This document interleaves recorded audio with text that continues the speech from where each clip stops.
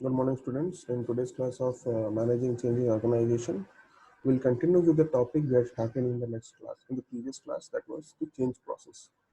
So, in the previous class, we have studied about the change process. The initial four stages of change process we have discussed, and the remaining steps will be discussed in today's class.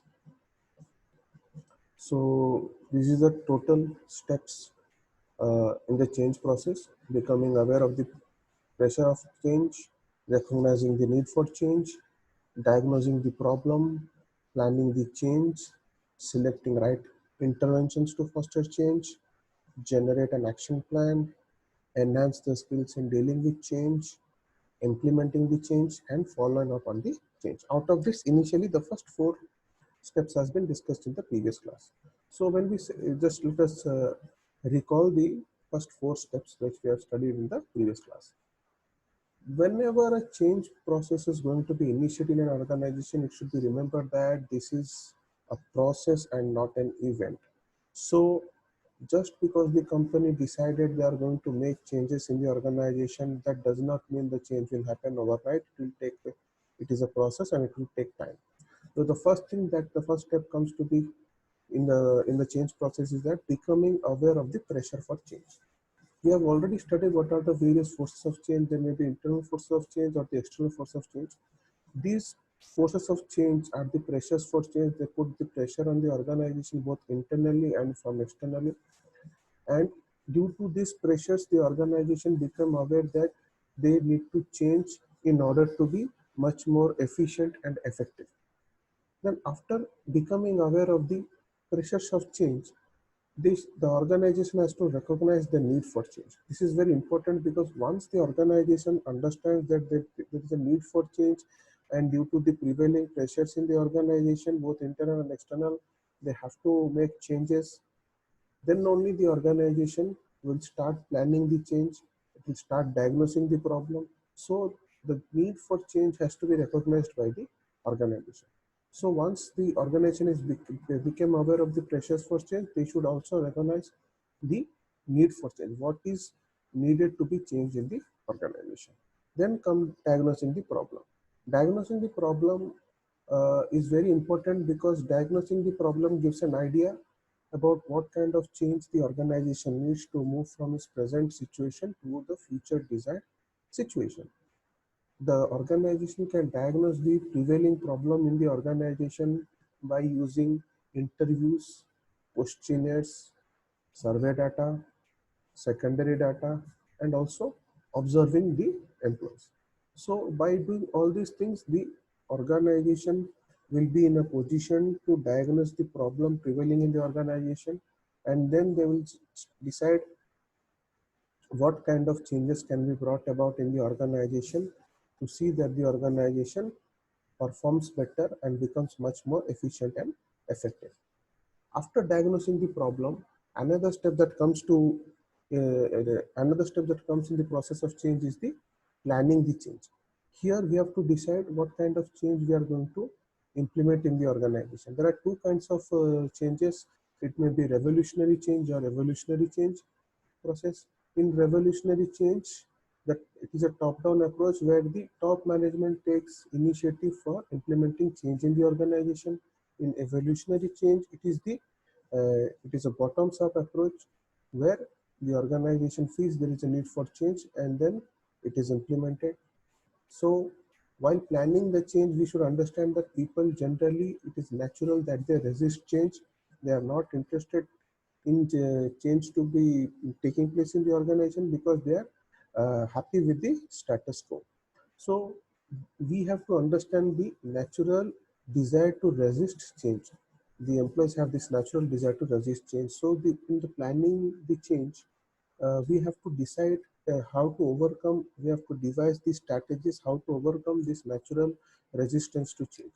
Because once we will communicate with the employees and will explain the change, the requirement for change in the organization, the employees will be in a better position to embrace the change and overcome the resistance.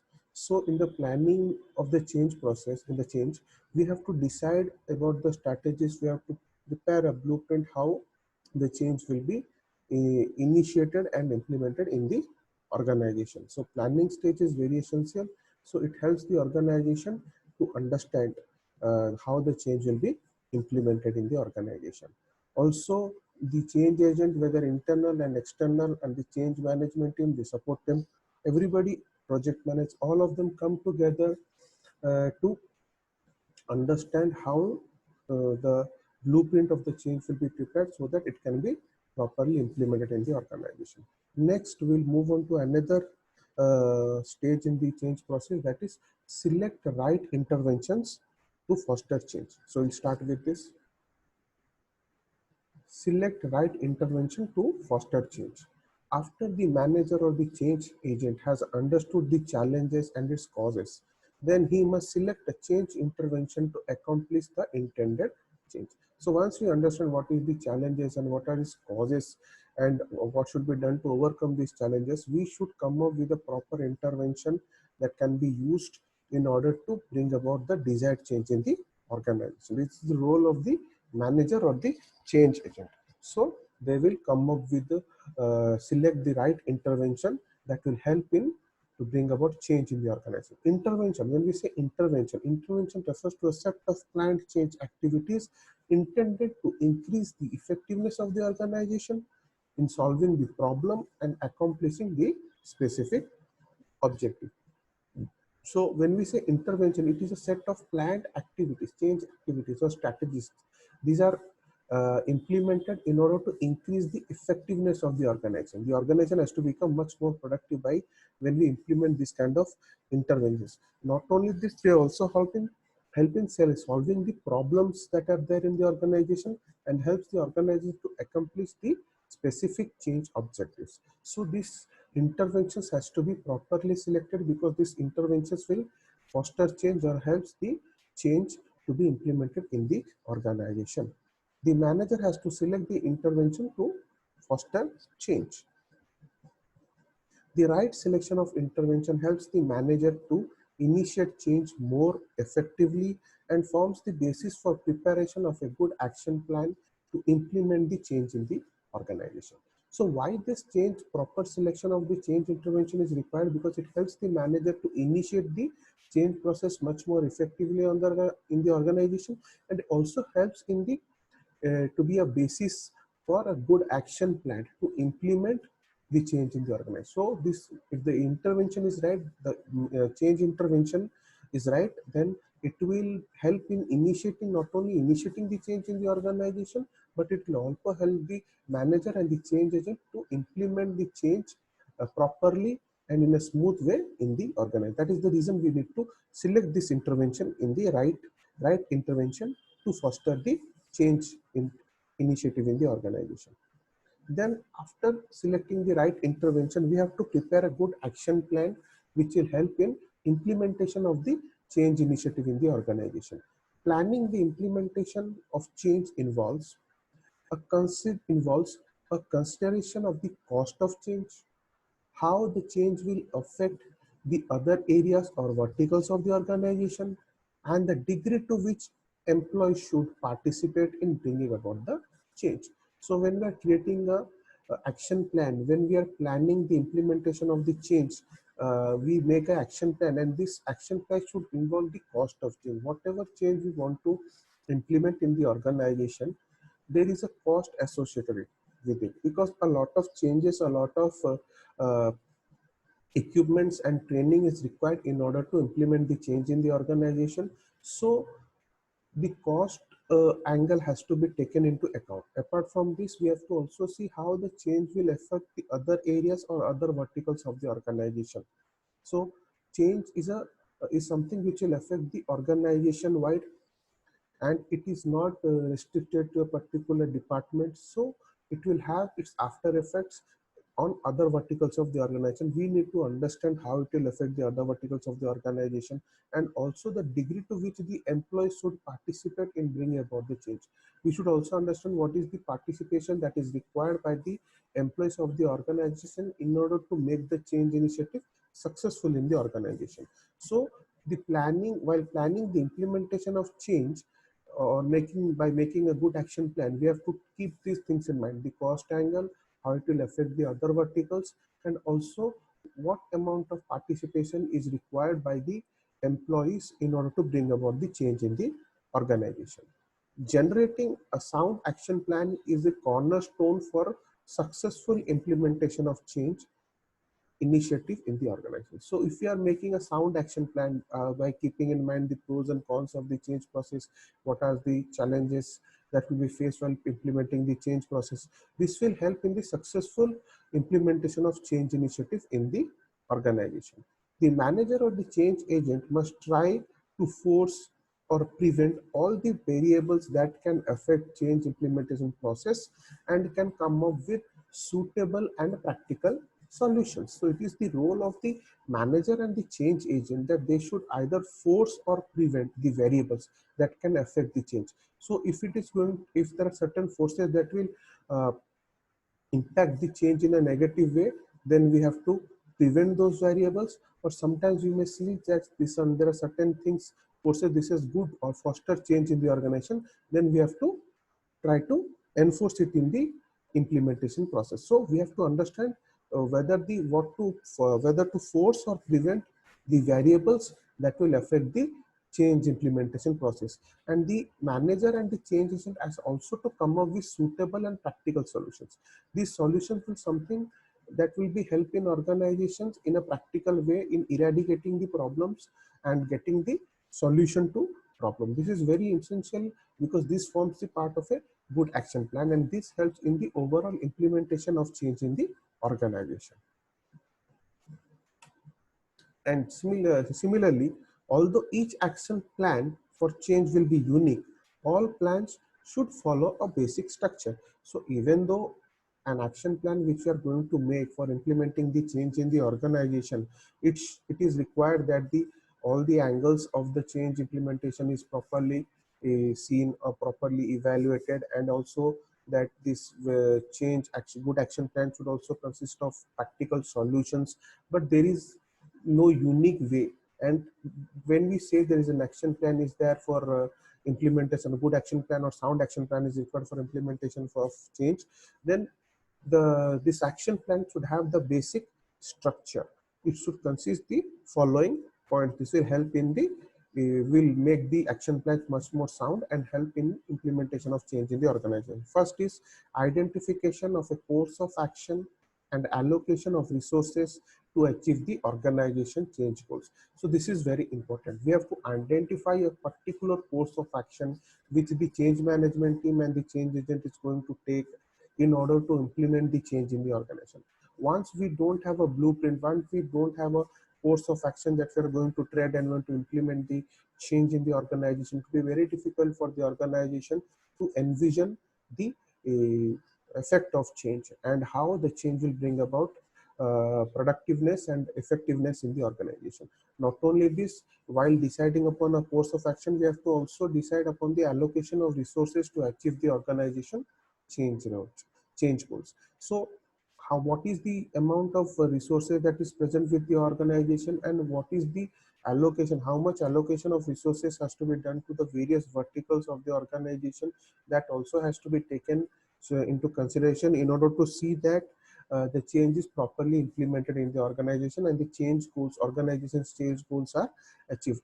Because whenever a change is going to be implemented in the organization, it requires certain resources. So the allocation of resources also has to be done very judiciously to see that the organization's change goals are not hampered. So the first thing we have to see is the course of action and the allocation of resources so that we will achieve the organization's change goals. This is the part, one of the first things we have to keep while designing the action plan. Second, designation of the authority, responsibility, and relationships that will drive the change efforts. So, while making the action plan, we have to make the designation of authority, responsibility. So, there we have to create positions of authority and responsibility. Who will be the torch bearers of change in the organization? These are the project managers and the various people responsible to see that the change is actually implemented in the organization, and also the relationship that will drive the change. So whenever we are giving this delegation of authorities and responsibilities done, We have to see that how it will impact the relationship with the employees, and how the employees will embrace these people of authority and responsibility and follow their instructions in order to see that the change is properly implemented in the organization. So the designation of the authority, responsibility, and relationship that will drive the change efforts should be properly earmarked. Then comes determination of who will lead the change effort and the specific roles and responsibilities of these individuals. So when we are creating these positions of authority and responsibility, we have to decide who will initiate and lead the change effort. It is very important that somebody is there at the to spearhead this change effort, who takes the lead in the change effort, and specific roles and responsibilities has to be pent down to see that what are the various roles and responsibility of all the individuals who will be uh, holding these positions of authority and responsibility, and uh, help in implementing the change in the organization. When, because if we don't have very specific roles and responsibility of these the individuals who will foster change in the organization, there will be a lot of confusion and chaos. So we don't want that. So while preparing an action plan, we have to also see that there is determination of the people or the persons who will lead the change effort, and what are the specific roles and responsibilities of these individuals. This has to be determined. Then comes another thing in the action plan, that is description of the procedures and processes that will expedite implementation of the change. So we have to also decide upon the procedures and processes that we're going to follow, that will expedite or make it fasten or make it fast the implementation of the change. So why this process and procedures description has to be done? Because it will help the people in the change involved in the change process to understand the procedures and processes properly, and see that they're properly implemented in the organization. So when they're implemented in the organization, it will expedite or it will fasten the implementation process of the change. So this description of the procedures and processes should be clearly mentioned, that will expedite or fasten the implementation process in the change.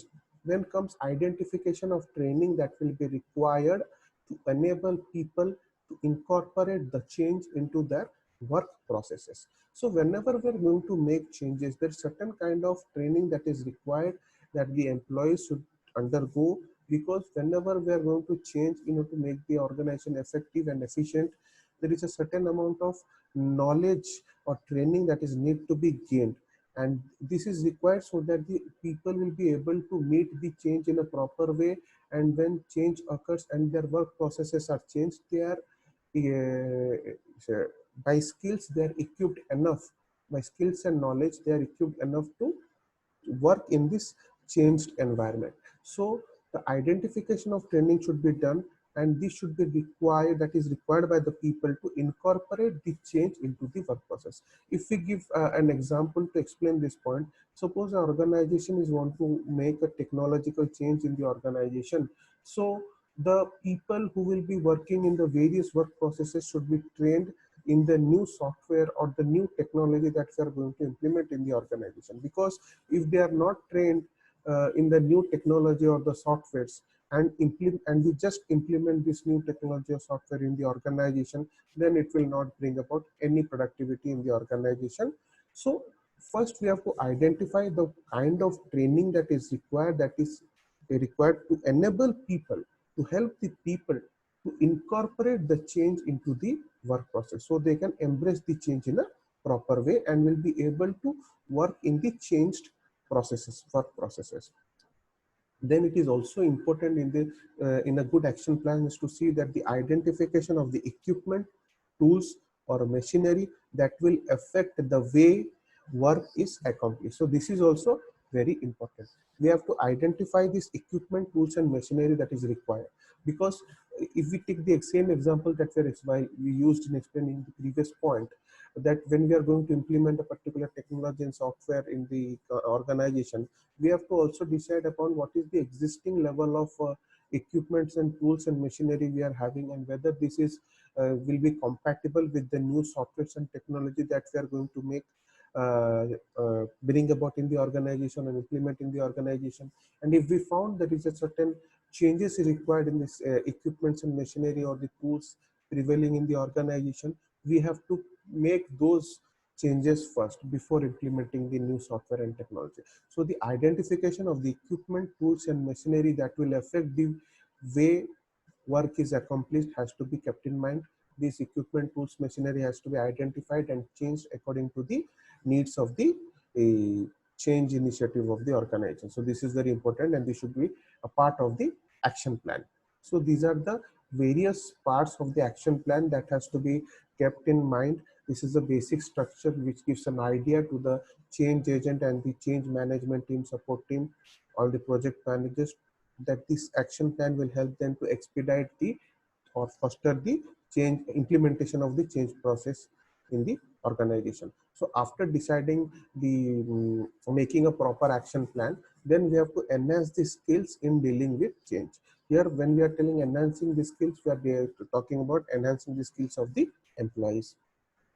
The manager or the change agent, before implementing the change process, has to first understand the skills required to bring about the change in the organization. So whenever the manager or the change agents, they want to implement the change process, they have to see that they have to understand what are the skills that is required, so that the to bring about the change in the organization, so that the people will be able to work in the changed work environment.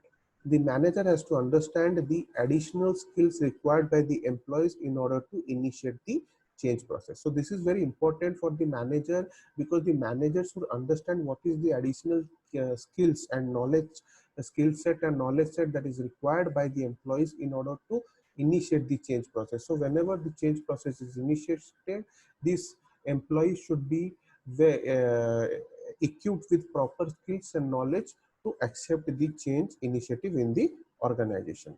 The manager also needs to adjust himself with the required skills needed to implement the change in a proper and planned manner.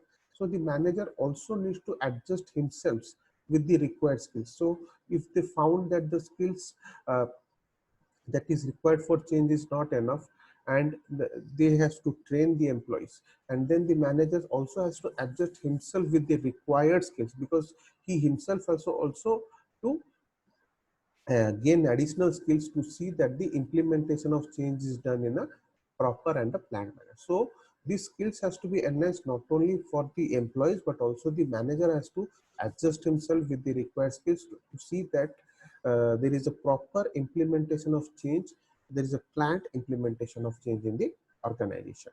So this is the seventh step that is important in the change process. Now after deciding all these things, after planning, after foster deciding of intervention that will foster change, after deciding upon the action plan that will help in implementing the change, and then also deciding upon the various skills and training that is required by the employees and the manager or the change agent himself in order to implement the change. Now the process in the process, the stage comes of implementing the change. Here the actual implementation of change happens in the organization. So this is the stage where change is actually implemented in the organization. What happens? The next step is to implement the change. So after all the 7 steps are over, the next step is to implement the change. It is the last, it is at this stage that resistance to change surfaces. So while implementing the change, if there is certain resistance towards the particular change process or change initiative, then this resistance surfaces at this stage of implementation stage. There are several ways of manifesting resistance. Hostility or aggression is the immediate reaction of an individual to change. So there are various ways in which the resistance can be manifested or can be shown to the manager or the change agent. First, at an individual level, hostility or aggression. These are the normal emotions or behavior that is shown in an immediate reaction at an individual level to resist the change. So hostility and aggression is generally shown. Then the affected employees may strike at a boss, a fellow worker, or even at subordinate. So when this hostility and aggression becomes more and it is not abridged, then it will affect the employees, because the affected employees may also have a strike at the boss or the fellow employees or subordinates. So this is something which we have to see, and we have to restrict this hostility and aggression. The individual may develop apathy towards his or her work. they also may develop apathy towards their own work. So while implementing change, we have to also see that having this at individual level, there is hostility, there is apathy, there is aggression in the members who are want to resist the change. Also, these members, they lose interest in the work, and employees tend to indulge in spoilage of materials, excessive idling time, corrupting valuable software, and low productivity. So in order to resist change, they try everything to resist the change in the organization. They first lose interest in the jobs because they feel they are not, their views are not appreciated or not taken into account. The employees may also indulge in spoilage of the raw materials, and they also they lead to excessive idling time. They'll try to waste that time and not use it productively. They also may result in corrupting valuable software, and also resort to low productivity in work. So these are the ways in which the individuals on an individual level tries to show their resistance towards change in the organization. Absenteeism and tardiness are also symptoms of resistance. So they resort to absenteeism and they become show tardiness in their work. So these are also the various symptoms of resistance. Separation, for example, may be an extreme illustration of the individual to escape from his or her work environment. Sometimes, in an extreme illustration, in an extreme example, the employees may also try separation. They want to separate themselves from this change initiative. So this is also done. Separation is done in order to escape from the particular work environment. The development of anxiety and tension is a sure sign of that resistance exists. So this development, this hostility, aggression, this absenteeism, tardiness, and separating themselves from the work, and the development of this anxiety and tension are the sure signs that resistance actually exists in the organization, and we have to take steps in order to overcome the resistance in the organization. The individual becomes uncomfortable, shaky, and tensed up on the job. Generally, the individual, since they are completely resisting the change, they become uncomfortable with the change, they become shaky and tensed up on the job because they think that the job will be affected if the change is initiated in the organization. Then this all the things we have discussed that happens at the individual level. What happens at the group level? At group level, the additional signs of resistance are exhibited. So at group level, certain additional signs of resistance are also exhibited. Sometimes slowdowns and strikes are the unusual symptoms of group resistance. So when various people who are not interested and resist the change, they come together, they form a group, and while being in that group, they try to resist the change, and they do this by resorting to slowdowns in productivity or bring about strikes in the organization. So these are the way in which they show this aggression and resistance towards change process. Another strategy adopted by group to resist change is restriction of output. So they together will tell all the members of the group, those who want to resist this change, they resort to this restriction of output. So don't work in the complete productivity, and they try to restrict the output so as to hamper the bottom line of the organization and want to resist the change in the organization. Resistance to change needs to be managed as change is necessary in a competitive environment. Resistance to change, whether it is at an individual level or at a group level, this resistance to change has to be managed and has to be, because change is very necessary in a competitive environment. What we need to do is we need to discuss why the change is required in the organizations, why the organization cannot resist this change or they cannot escape this change. This has to be communicated to the employees, because once the employees accept or embrace the change, the chances of resistance to change becomes negligible, and the implementation of the change process happens very smoothly in a proper way, in a planned way in the organization. Some of the approaches to manage resistance are, these are certain approaches that are generally used in order to see that there is no resistance in the organization, or the resistance, if at all is there, is properly managed. First is education and communication. We need to educate and communicate the people about the requirement of the change in the organization, why the change is implemented in the organization, what is the after effects of change that we are anticipating, how the productivity of the organization is going to improve, and how it will not be detrimental to the employees, this change initiative. That has to be communicated, and the employees should be educated. Then participation and involvement is another way in which resistance can be reduced. Here we have to, those people who are resisting, we have to involve them in the change process and help them in participation. So once they become involved in the change process, they will not resist the change. Then comes facilitation and support. Certain facilitation should be done, support should be given to these people, those who are resisting change, in order to make them understand why the change is required in the organization. Then comes negotiation and agreement. Certain negotiation and agreement has also to be done in order to see that the resistance of these people, whether at individual level or at group level, it managed. Then manipulation and cooperation. Here sometimes the employees, those who completely are ardent resistant, show ardent resistance towards change, they are manipulated, or sometimes they change agent or the manager may also seek cooperation from these people, those who are resisting change, in order to manage the resistance in the organization. And finally, explicit and implicit coercion.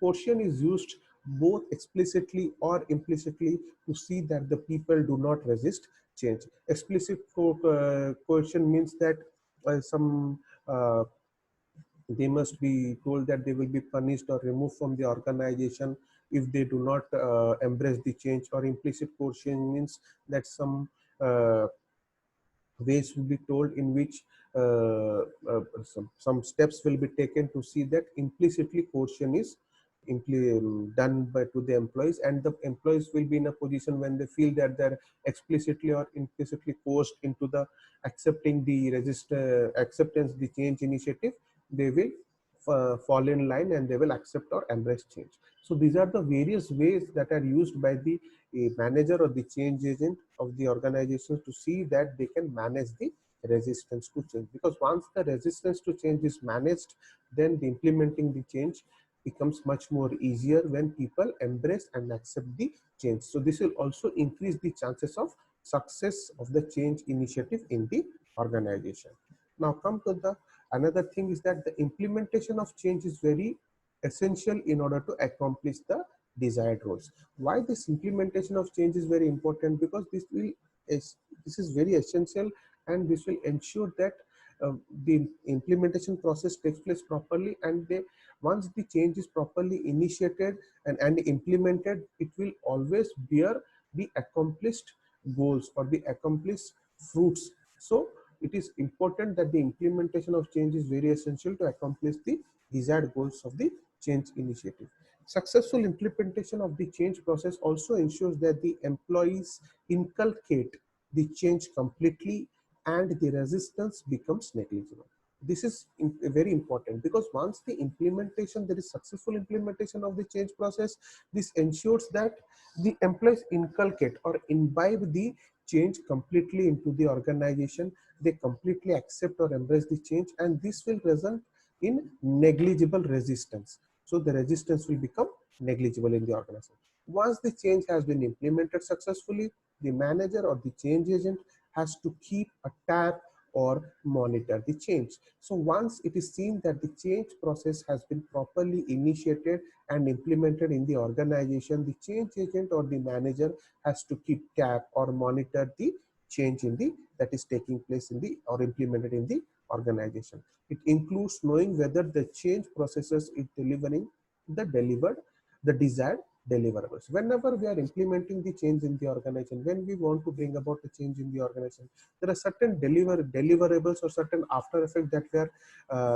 are expecting from the change initiative. So after this change is implemented, we have to see whether the desired deliverables are the organization got the desired deliverable. This is very important to understand, because it will give us an idea that whether the implementation of the change process has been done properly, whether the change initiative has borne the results that was initially determined, so that this will help the organization to see whether they are on the right path of implementing the change in the organization. So this is very important. Now coming to the last stage of the change process, that is follow up on the change.